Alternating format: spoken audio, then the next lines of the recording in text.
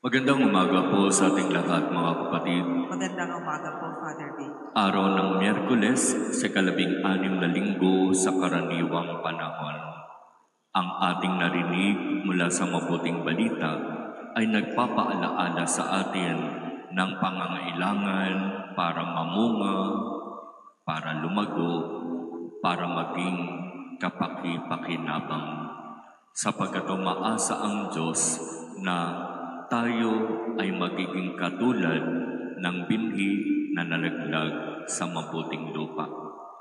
At dahil mabuting lupa, tumubo, lumago, namunga, pinakinabangan, naging asset.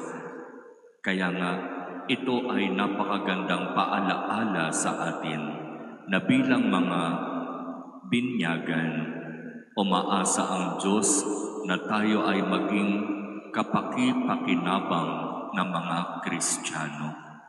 Kung babalikan natin nung tayo ay binyagan na na-witness ng ating mga magulang, ninong at ninang, sinasabi na doon sa binyag, ang batang binibinyagan ay inaasahan na sa tulong ng kanyang mga magulang, ninong at ninang, ay lumaking mabuting Kristiyano, kapaki-pakinabang na mamamayan.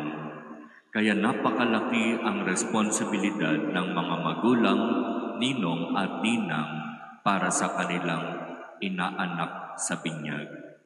At napakalaki ang responsibilidad natin kapag sa kumpil tayo ay tumanggap ng biyaya ng Espiritu Santo at ang biyayang ito ay inaasahang isa sa buhay at makikita sa ating pang-araw-araw na gawa.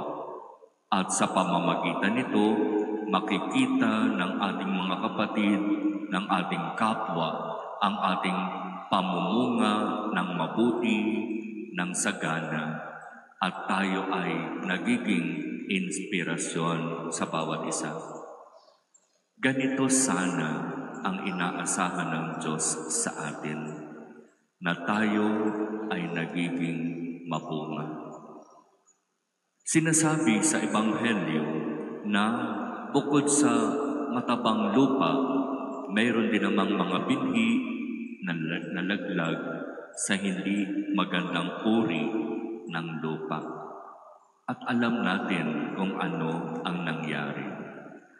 At hindi iyon ang nais ng Diyos para sa atin. Kaya sa ating banal na misa ngayon, hingin natin sa Diyos ang biyaya na tayo nawa ay patuloy na lumago, mamunga, at maging kapaki-pakinabang saan man tayo nandoroon. Sa ating pamilya, sa ating komunidad, sa lugar kung saan tayo gumagawa. Maging kapaki-pakinabang nawa tayong mga Kristiyano at mamamayan ng ating bayan.